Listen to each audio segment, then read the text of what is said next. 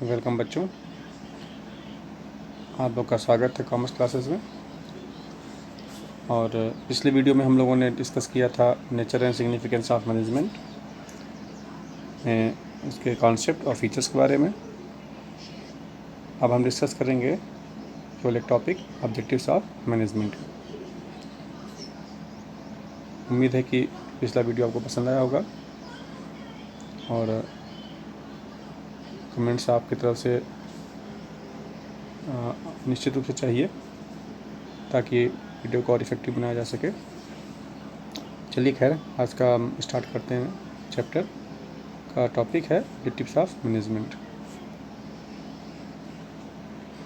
पिछले वीडियो में बताया था कि गोल को आगे डिफाइन किया जाएगा, तो आज हम पहले गोल एंड ऑब्जेक्टिव की बात करते हैं पहले, क्योंकि जो टॉपिक है वो है ऑब्जेक्टिव्स ऑफ मैनेजमेंट, और इसके लिए पहले ज़रूरी कि हम गोल और ऑब्जेक्टिव्स को क्लियरली अंडरस्टूड कर लें। तो गोल को डिफाइन किया गया है, generally we use these two terms interchangeably. हम सामान्य रूप से दोनों शब्दों का अर्थ एक ही लगाते हैं कि गोल और ऑब्जेक्टिव एक होता है, जबकि ऐसा नहीं है। दोनों में बहुत ही माइन्यूट सा डिफरेंस भी है, और उस डिफरेंस को हमें याद रखना पड़ता है, तभी जा कर के हमको क्लियरली समझ में आएगा कि मैनेजमेंट कॉन्सेप्ट क्या कहना चाहते हैं। तो इसमें है कि we have to know the difference between goal and objective. Okay, तो गोल के बारे में बात करते हैं पहले। गोल में बोला गया है कि गोल बहुत ब्रॉड होते हैं, और कंपैरेटिवली ऑब्जेक्टिव्स जो होते हैं ये आपके स्पेसिफिक एंड प्रिसाइज होते हैं। कुछ एग्जांपल भी दिया गया है इसका, तो पहले आप थ्योरी देख लें। तो ब्रॉड एंड जनरल का मतलब है कि आपका गोल निश्चित तौर से कि जो है वाइडर होगा ऑब्जेक्टिव से, और ऑब्जेक्टिव बिल्कुल स्पेसिफिक होता है और प्रिसाइज होता है, एग्जैक्टनेस वहाँ पर होती है। तो पहला डिफरेंस तो ये है दोनों में। दूसरा, goals are not required to be quantified. Goal को आपको जो नहीं कि आप उसको क्वान्टिफाई करिए। जैसे मैं सबसे अच्छा आदमी बनना चाहता हूँ, सबसे अच्छा प्लेयर बनना चाहता हूँ, सबसे अच्छा म्यूजिशियन बनना चाहता हूँ, ये आपके लिए गोल हो सकता है, ठीक है। तो इसके लिए क्वांटिफिकेशन की ज़रूरत आपको नहीं होती है। दूसरा पॉइंट है गोल का। ऑब्जेक्टिव में कहता है कि it must be measurable and quantified, है ना। ये मेजरेबल भी होना चाहिए और क्वांटिफाइड भी होना चाहिए। तो ऑब्जेक्टिव जिसको मेजर कर सकते हैं और इसको हम क्वांटिफाई कर सकते हैं, तो ऑब्जेक्टिव की क्वालिटी है ये। जबकि गोल के बारे में कहा गया है कि need not to be quantified. Okay, next point आपका है टाइमलाइन। तो गोल के बारे में बोला कि टाइमलाइन इज़ एनुअल और लॉन्गर। तो गोल जो आपका है या तो वार्षिक रूप से होता है, एनुअल बेस पे होगा, या फिर इससे भी और ज़्यादा टर्म में अचीव करने के लिए डिसाइड किया जाता है। जबकि ऑब्जेक्टिव के बारे में बोला है टाइमलाइन इज़ मंथली या क्वार्टरली। तो इसका मतलब है कि ऑब्जेक्टिव की जो टाइमलाइन है वो गोल के टाइमलाइन के अंदर ही होती है, ठीक है, उससे छोटी होती है। तो इस सेंस में देखा जाए तो गोल जो आपका है वो ब्रॉडर सेंस में है, ठीक है। No definite deadline required. Next point है गोल में कि गोल के लिए कोई भी डेफिनेट डेडलाइन रिक्वायर्ड नहीं होती है कि किस दिन आपका गोल अचीव होगा, है ना। और डिफाइन भी होगी, अगर होगी तो ये लॉन्गर पीरियड के लिए होती है। जबकि ऑब्जेक्टिव के साथ क्या है कि it must have a concrete deadline. ये आपको ऑब्जेक्टिव में फिक्स करना पड़ेगा कि आपकी डेडलाइन कब है, ठीक। नेक्स्ट पॉइंट देखते हैं हम ज़रा, जो इसके एग्जांपल्स दिए गए हैं। तो एग्जांपल्स में दिया गया है गोल का एग्जांपल है I want to be the best businessman in the country. मैं कंट्री में सबसे बेस्ट बिजनेसमैन बनना चाहता हूँ। या जैसे एग्जांपल मैंने कहा, कंट्री का सबसे बेस्ट हॉकी प्लेयर बनना चाहता हूँ, बेस्ट क्रिकेट प्लेयर बनना चाहता हूँ, है ना, या किसी सब्जेक्ट में बेस्ट बनना चाहता हूँ। तो ये आपका गोल हो सकता है, ठीक। या फिर दूसरा गोल एक एग्जांपल है, we will be the number 1 supplier of the software. हम सॉफ्टवेयर के नंबर 1 सप्लायर बनना चाहते हैं, इवन किसी और चीज़ की बन सकते हैं सप्लायर के रूप में, बिजनेस की बात करें, ठीक है। तो ये वर्ल्ड लेवल पे भी हो सकता है, रीजनल लेवल पे भी हो सकता है, कंट्री लेवल पे भी हो सकता है, स्टेट लेवल पे हो सकता है।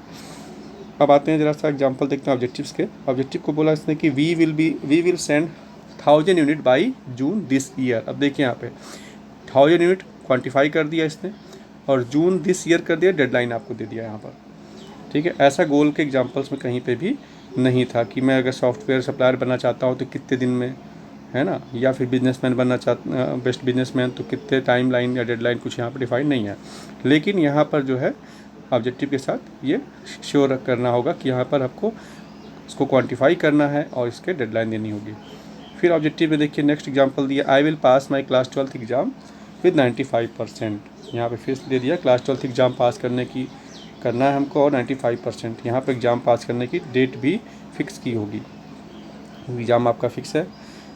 तो आपका दोनों में डिफरेंस मेन ये है, तो इन दोनों चीज़ को आप ध्यान रखिएगा। इसका मतलब है कि अगर हम बात करें तो ऑब्जेक्टिव्स जो होता है ये आपके गोल के अंदर ही आता है, ठीक है ना।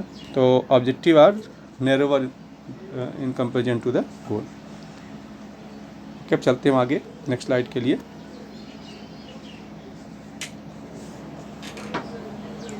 नेक्स्ट स्लाइड में आप देखें, नेक्स्ट स्लाइड में बात करते हैं मैनेजमेंट ऑब्जेक्टिव्स की। तो objective must be derived from the basic purpose of the business.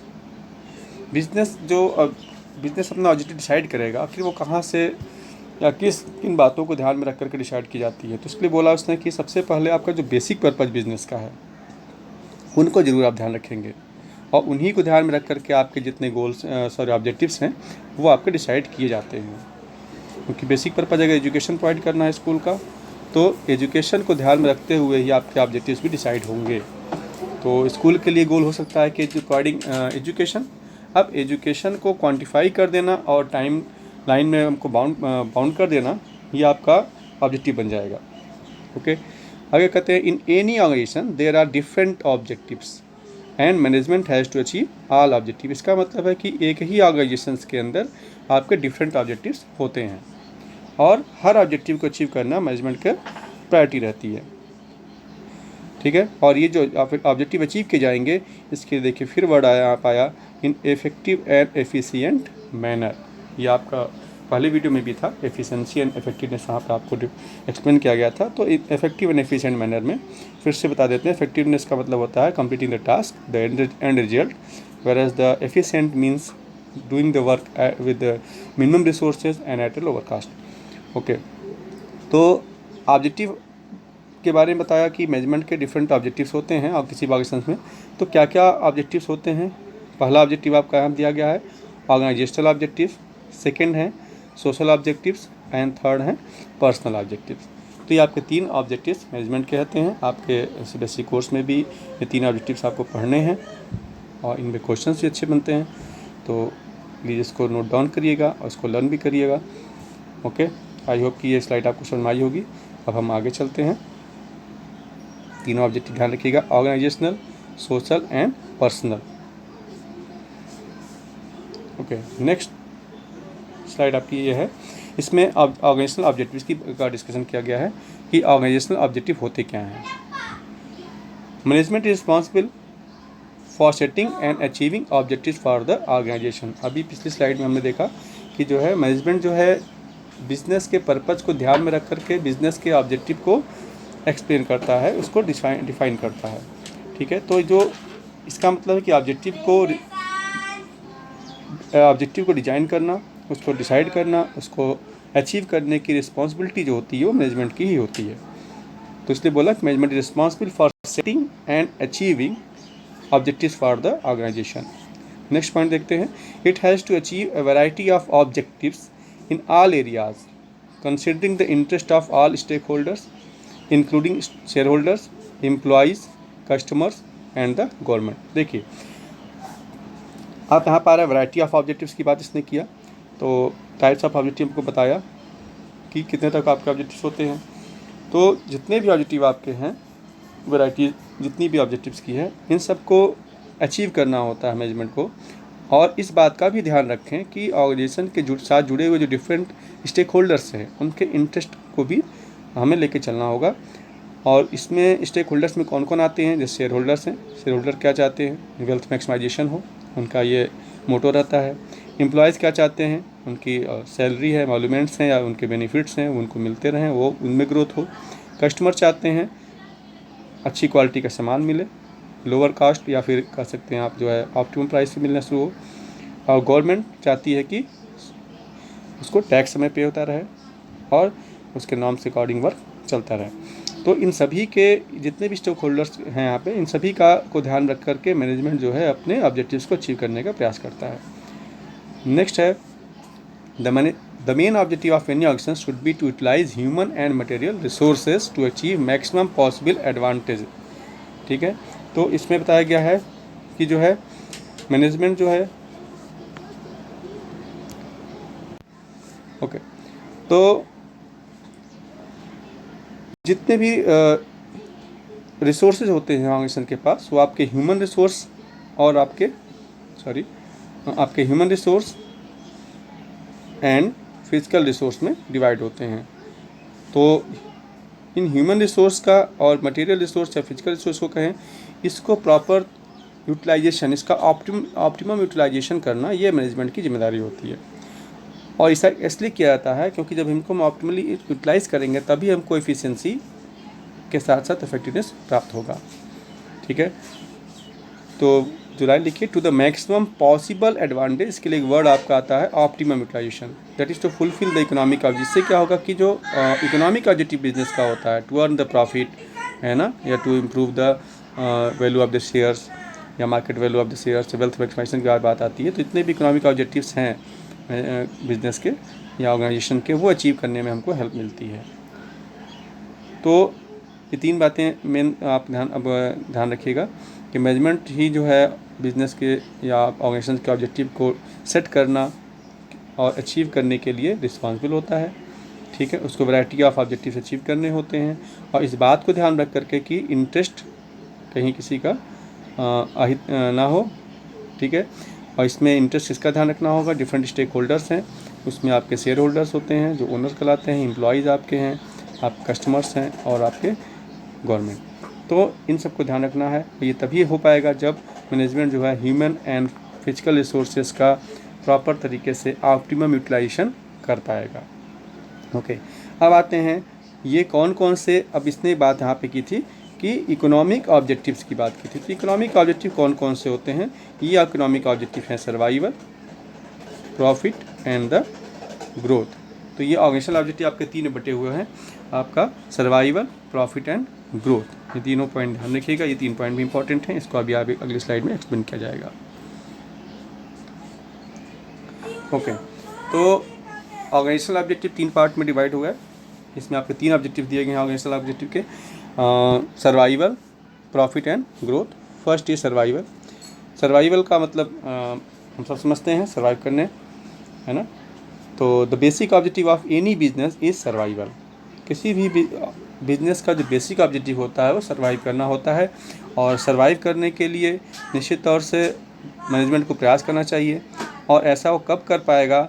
जब उसको enough revenue, sufficient revenue generate कर पाए वो, है ना। कम से कम इतनी रेवेन्यू जनरेट कर ले कि जो उसकी कॉस्ट है ना, उस कॉस्ट को वो कवर कर सके।